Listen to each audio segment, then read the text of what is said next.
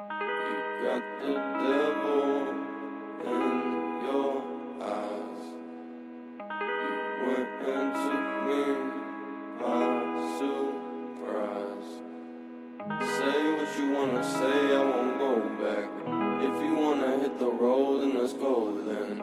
Let's just go and see the world and just show them what it really means to live life golden. Yeah, we're golden, baby girl, we're golden. They're about to see us shine, cause we're golden. They can't ever break us down, cause we're golden. They're about to see us glow, cause we're golden. Yeah, we're golden, baby girl, we're golden. They're about to see us shine, cause we're golden. They can't ever break us down, cause we're golden. They're about to see us glow, cause we're golden. Got the devil in your eyes. You went and took me by surprise. Say what you wanna say, I won't go back. If you wanna hit the road, then let's go. We did only have time for 3 techniques. The last one, rather than 2 moves or variations of moves to the back, the third one we did was what? We started introducing the loop choke. And it looked like this, where we left off on Monday. I'm in here, I open the collar, I got it deep, but not too much slack in the jacket. Also, if I get this too deep, I won't be able to create the loop with my elbow. So we did what? I broke down his posture. After I got the grip, I pulled him forward. I had enough slack here where I could leave a loop, hence the term loop choke. I'm leaving a loop right here. Then I was able to basically palm not the back of his skull, but basically the base of his neck. And the plane is gonna fly under the bridge, right? And if I stay square with him, I can't get my hand in. So this is the point after I create the loop, control his posture, I start to lean and get my foot on his hip. So I came underneath, can't drive the hand through, I went to the hip, I started to create the pocket to where I can pull up. This hand is pushing his head down while this hand is pulling on the collar. Okay. Now we're gonna do the same choke, the same idea, just with a little bit different setup. All right. What I'm gonna actually do is invite him to pass my guard, make him think, cool, I'm past the legs. And when he does, he's gonna help me cut that angle for him. Sound good? So here's how it's gonna look. Bill, I've got my hand on his collar, but he starts to break my legs. I don't let him pin my knees to the mat. I wanna get my feet on the hips. Very similar to the drill we just ran, right? Now, as Bill starts to pass to the side, I've got to sit forward and create this loop. When he moves to the side and starts putting pressure down on me, I'm gonna drive my hand through, same thing. Now, I already start to cut the angle. I don't wanna stay at a 90 degrees to him. As he starts to pass my legs and kill space, I hit the loop choke and I go north-south. Now I keep rolling. Now I can finish the choke from here, and if the choke goes bad, I can start to take the back. Okay, so the whole thing's gonna look like this now. I'm gonna set up my hands, get my feet on his hip. I'm going to invite him to pass to the side, and when he does, I'm gonna sit forward, hit the loop choke, throw myself north-south, and roll towards my stomach. Sounds complicated, should look like this. He stands, he goes to push, feet on hips. As he passes, loop choke, roll, come up on top. Now I'm pushing his head down, and I'm strangling. And if this goes bad, my grip gets compromised, I'm gonna take my top side control. Later we can start to take the back, okay?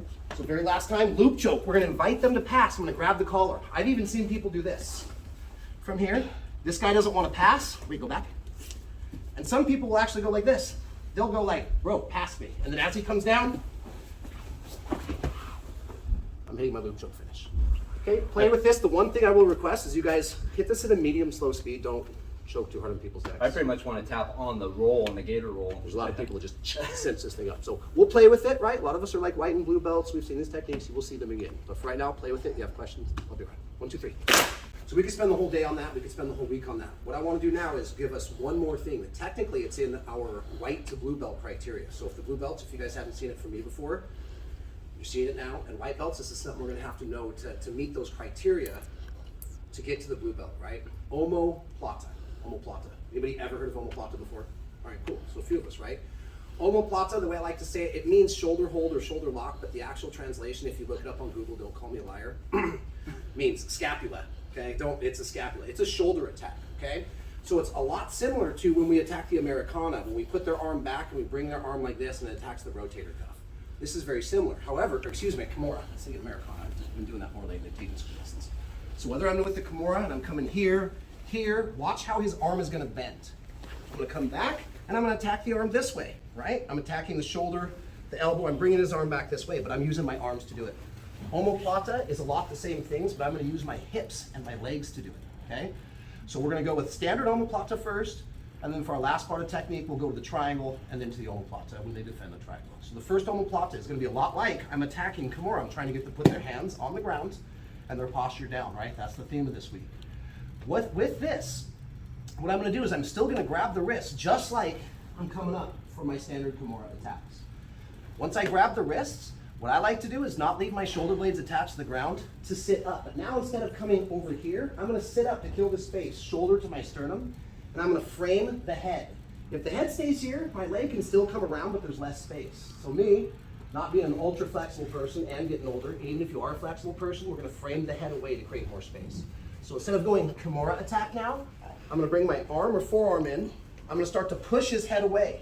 Now it's almost like I'm at a 90-degree angle. Once I push him away, I can open my guard, set this foot on the mat, and this leg is going to go from his hip all the way over his shoulder, but it's going to go between my hip and his ear. So all that talk looks like this. Here's my Kimura attack.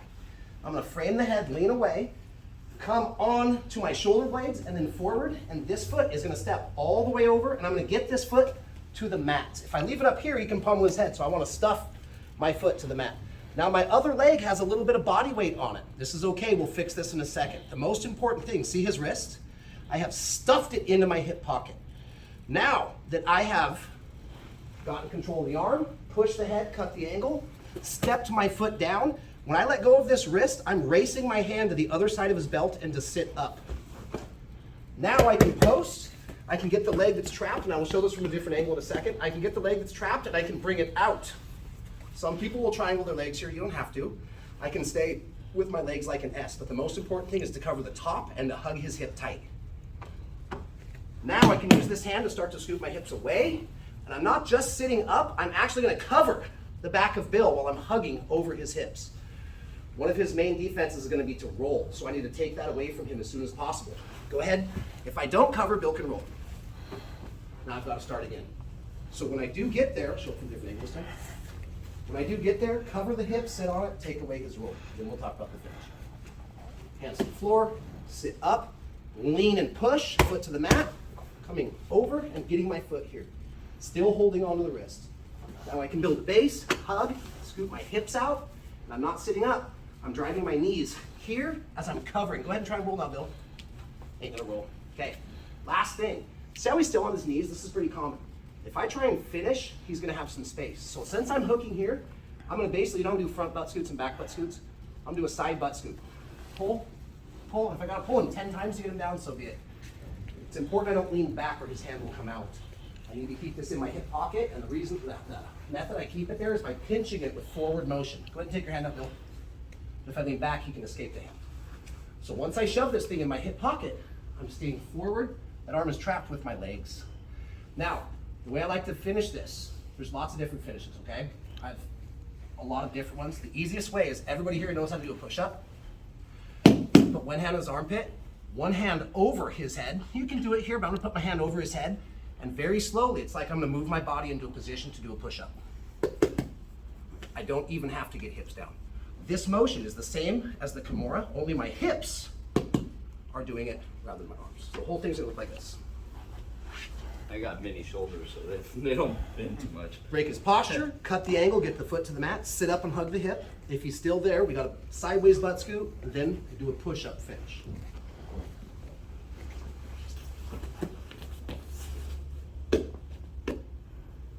Okay, we're gonna play with this for a little bit of time, because the last one is gonna be the same thing, we'll just get there from a different angle, all right? 6 minutes, if you have questions, I'll be around. Ready? 1, 2, 3. Okay, technique part 3, omoplata. Same finishes, same hip control, scoot away, break them down, keeping the notch. The only thing different is let's feed it from a different angle, okay? And this isn't just one of the many ways we can do it. This is how if I find myself throwing an omoplata, usually it's not the very first technique that I'm gonna do. I'm gonna kind of entangle them in another maybe submission or sweep attempt, and then force them to put their own hand outside my hip. Awesome. Now I don't gotta move them into position. I'm gonna let them move themselves into position. I'm gonna take advantage of that position. Okay. Real quick preface before we get started here and I show this. We're gonna hit the triangle choke first. And when I can't cross their arm over to finish the triangle choke with skull controller by cutting an angle, I go to cross their arm over and they're fighting me hard to keep the elbow on the opposite side. that's when I go omoplata, okay? If it's one of the newer gentlemen, you guys don't know the triangle yet set up, then when we do this, I want you to do the exact same technique that we just ran. Omoplata straight from guard, okay? If you feel like you guys can handle this, some of the upper belts, some of the white belts with a few more stripes, I would like you to feed triangle. When we can't cross buck or shift the elbow over to where they're choking themselves with the biceps, then we can go into this omoplata. All right, so let's get started. I'm gonna do my triangle setup. I'm not able to get the collar, I don't want the collar. I'm able to get the hands. I'm able to bring my hips in the air, and quickly, as I'm pushing the hand down, I drop my hips to create a little more friction, make him cover his belly button. Remember, I'm coming up, my heel is gonna come not down low, it's gonna come high and drop down on the top of his shoulder. I'm using my hamstring to control the posture. Now I can get foot on hip, I beat that hand so I can let go, and now I can come into my triangle choke. Well, Bill's a brown belt, he's no dummy. He knows that if I can buck, shift the elbow and come down, I can finish here. I can hook the legs, finish here. I can come here, I can drop him on his head. I can work all of these different types of finishes. So he knows he's in trouble. So what's gonna happen is, I can get him into the triangle, but Bill does not let me cross this over. I'm trying, he's fighting. So all I'm gonna do now is try to separate his hands. Now I can use a finger peel, pull it, and I'm gonna stuff it right down into my hip pocket.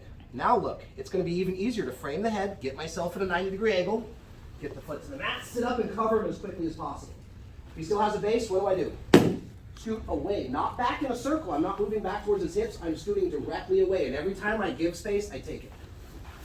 Now, same finish. Knees crossed together, under the armpit, over the face.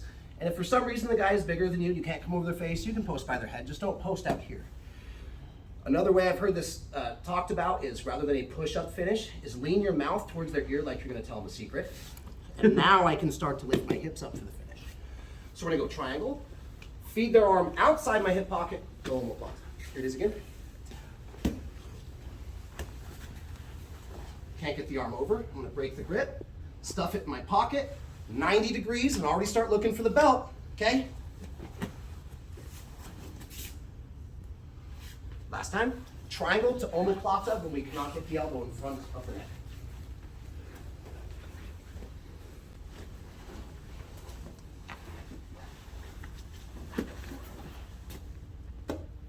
All right. Again, last time. If you don't feel comfortable doing that, because we don't know our triangles yet, go with the last technique we did. Put their hand on the mat, lean away, get the omoplata. If you think you're ready for it, triangle, omoplata. Ready? 1, 2, 3.